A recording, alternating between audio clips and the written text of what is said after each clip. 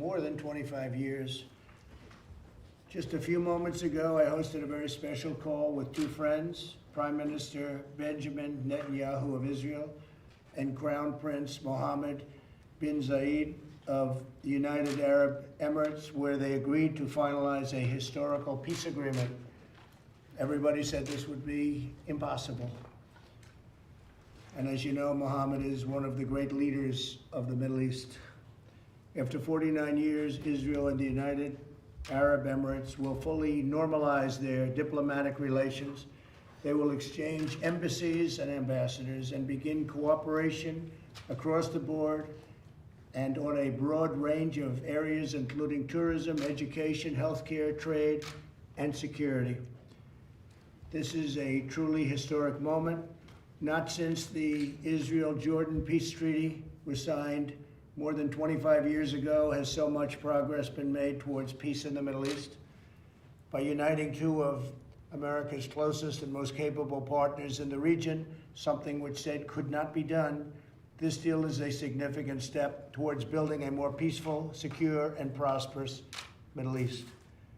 Now that the ice has been broken, I expect more Arab and Muslim countries will follow the United Arab Emirates lead, and I want to just thank them for being. It's not surprising, knowing Mohammed so well, it's not surprising they are in that lead position, and normalize relations with Israel. We are already discussing this with other nations, very powerful, very good nations, and people that want to see peace in the Middle East. So you will probably see others of these, but this is the first one in more than 25 years. This deal will allow much greater access to Muslims from throughout the world to visit the many historic sites in Israel, which the Muslims want to see very badly and have wanted to see for many, many decades, and to peacefully pray at the Al-Aqsa Mosque, which is a very special place for them. My first trip as president was to Saudi Arabia in May of 2017, and my speech to the assembled leaders of 54 Muslim countries.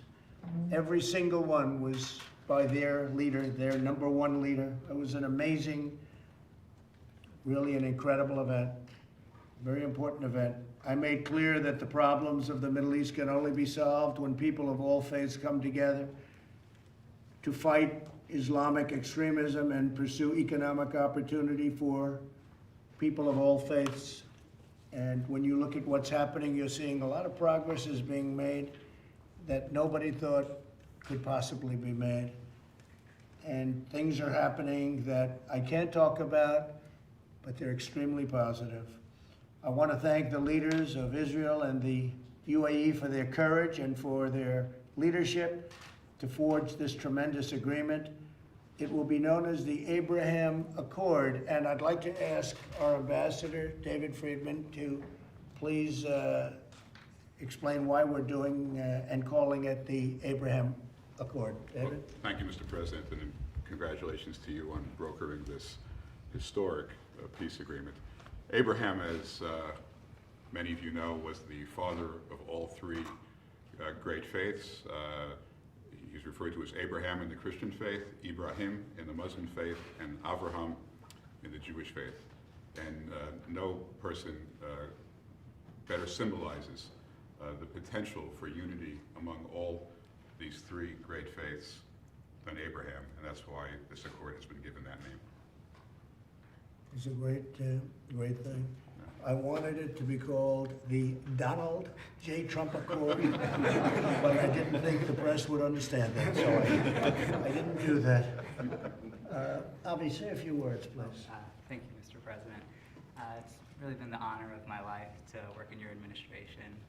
I think this reaffirms your commitment to Israel, to the stability in the region. It's just a historic accomplishment, and it's peace. Peace is a beautiful thing, and it's something that everybody in the country should celebrate, I hope. I'm just so honored to be here and serve in your administration. Well, you've done a great job, and Jared has done a fantastic job. People don't really understand the things that he's able to do. He's done a fantastic job on this, and You and your team, nobody else could have done it. I don't think anybody else could have done it. Jared, say a few words, please. Thank you, Mr. President. And I would like to say that I want to thank the President for his leadership on this historic peace effort. The President, like with all things, urged us to take an untraditional approach. You can't solve problems that have gone unsolved by doing it the same way that people before you have tried and failed. The President takes untraditional approaches. He does things in different ways, but he uses common sense, and he tries to unite people by focusing on common interests as opposed to allowing them to focus on their common grievances.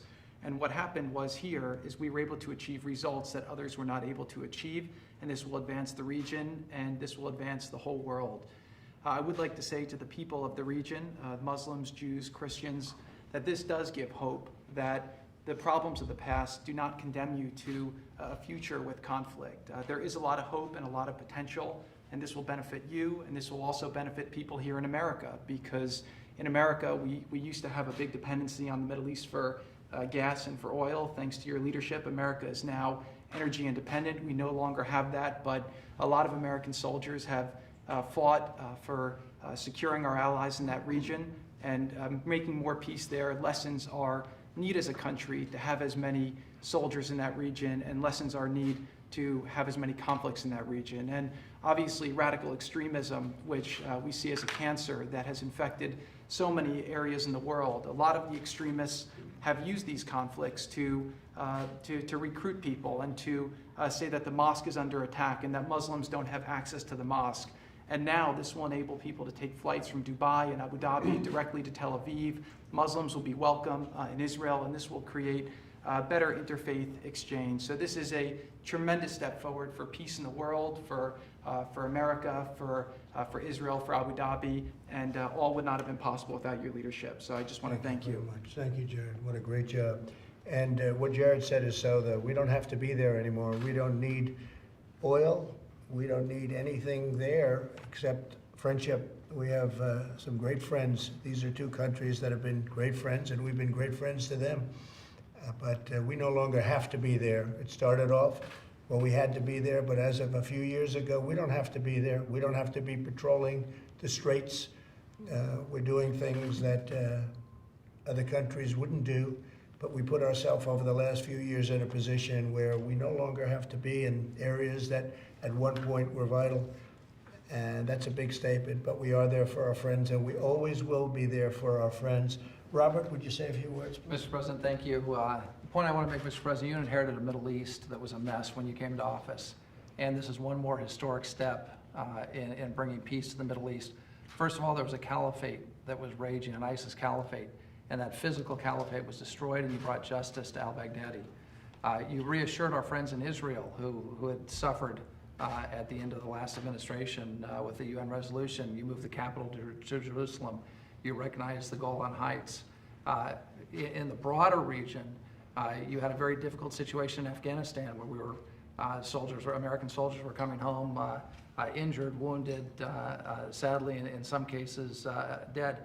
You've got a peace agreement now with the Taliban, and we're going to have less than half the number of troops in Afghanistan that were there when you started your term of office. And now you've brought about this historic peace deal between the UAE and Israel. This is the first time in 25 years that Israel and an Arab country have normalized diplomatic relations and entered into a peace deal. And they're the two most capable countries in the Middle East, two very capable, very skilled, very innovative allies of the United States. So it's great for Israel, it's great for the UAE, but it's also great for the American people. So you came into office with a region that was really aflame, and you've brought peace to that region, and there's more to come. And so it's an honor to be part of your team, Mr. President, and to serve under your leadership. We do have a lot more to come in the Middle East. A lot of very positive things are happening, and you'll be seeing that taking place. But when we can get a leader like UAE to head the band and get along with Israel, that's a very big step. Would you please say a few words? You've done such a fantastic job. Please. Thank you, Mr. President. The Trump administration made history today. It's been an honor to be a part of this team that Jared has led. Peace between the Arabs and the Israelis is Iran's worst nightmare, and no one has done more to intensify the conflict between the Arabs and Israelis than Iran. And what we see today is a new Middle East. The trend lines are very different today. And we see the future is very much in the Gulf and with Israel, and the past is with the Iranian regime. It clings to power on the basis of brute force that has lost, it's facing a crisis of legitimacy and credibility with its own people, and the president's maximum pressure campaign has achieved historic results. Thank you. Great job you've done. Would you like to say something? Yes, sir.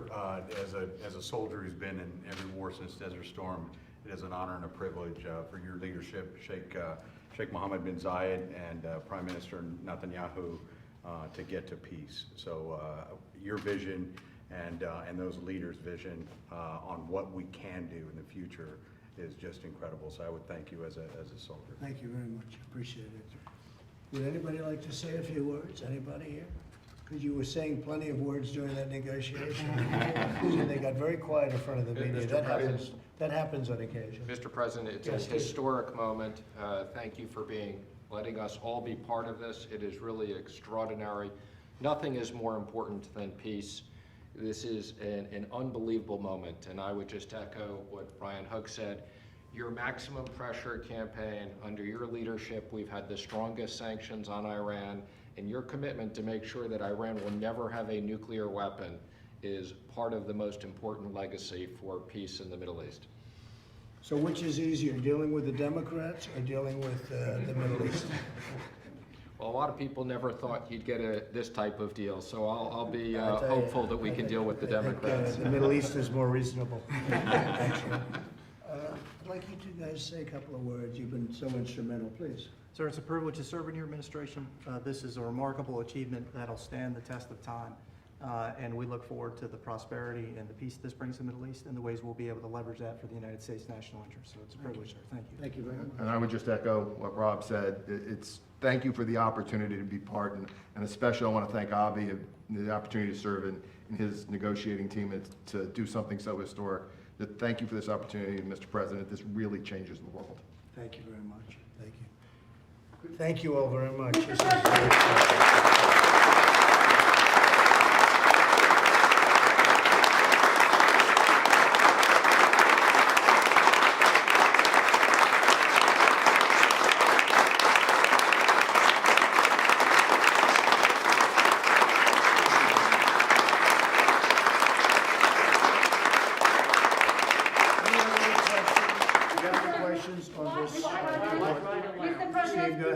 Could you just describe the tenor of the conversation you had with the two other leaders? Was there any hesitation on their part to reaching this deal?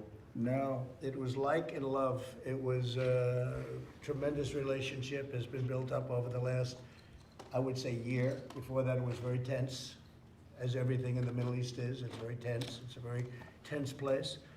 But it's becoming less tense, and I have great relationships with all of the leaders. And some are enemies against each other, and I get along with both. That's, I guess, the big thing. People don't understand that about me. I've gotten along. Remember when I was elected, they said the war will start with somebody within days, and I've kept us out of war. You look at North Korea, everybody said, including President Obama, that's the biggest problem. Everybody said you'd be at war. Well, we're not at war. You would have been at war if I wasn't elected. It was somebody else. No, we're doing very well in the Middle East, and I'll tell you what, it's been an incredible thing. But no, it was tense, but the relationship has become a very good one between UAE and Israel, and also with other countries, many other countries. And I think you'll be seeing some very exciting things, including ultimately with the Palestinians. I think that's going to be happening at some point, because it makes a lot of sense for them to let it happen. Do you support annexation of Palestinian land by Israelis at this point? Well, we're talking to Israel about that right now, actually. What about the snapback option on Iran? Do you support that? Oh, you really know your stuff, don't you? Well, we're not going to talk to you about that. We're going to work something out, and then we'll talk after it's completed. But it'll be a very satisfactory. Why now did they come to an agreement? We've been working on this for a long time. It's been a labor of love for a lot of the people in this room. And a lot of them love Israel, and a lot of them love the Middle East, and they love the countries that we're talking about, like UAE as an example, standing right here. And it's been a labor of love. They know it has to happen. And I don't want to be speaking too much about it, but if you look what's happened since I broke up that ridiculous Iran nuclear deal. Money isn't going to some horrible, horrible groups, and you haven't seen the kind of terrorism that you saw before. Now, I don't like saying it, because all of a sudden they'll say, we've got to do something, but you know what? They're not getting money because Iran isn't giving money, and I appreciate that. But Iran is going through very difficult times, and I appreciate that. And I'll say this, and I can say it very publicly, that if I win the election, I will have a deal made with Iran within 30 days. They'll make a very fast deal. They're dying to make a deal, but they'd much rather negotiate with sleepy Joe Biden than with us. Why haven't you already done that? But we'll be having a deal made very, very quickly. But you know, rightfully they're waiting till after the election because there's nothing China, Iran, Russia, all of them would like to see more than have Trump be defeated where they can deal with Joe Biden, because that would be like a dream. And this was something that was very exciting. We thought this would be the first country. He's a great leader. Mohammed's a great leader. And we're very happy that he was the first country, I would say. And you're going to see many other things happening in the Middle East over a fairly short period of time. But this is the first time in more than 25 years. And UAE is big stuff. UAE is very powerful, very strong, Do you know when has one of the strongest militaries. It's big stuff. Do you know when the delegations are going to meet specifically? Very soon. I guess they'll be setting up the meetings. Do you have any time? I think the next several weeks, Mr. President, then we expect that there will be a meeting here at the White House with the leaders. There'll be as an well. official signing at the White House over the next few weeks, okay? And other than that, we'll meet you at 5:30 or so. We'll talk and we'll actually take one of your questions, okay? Mr. President, All right, why-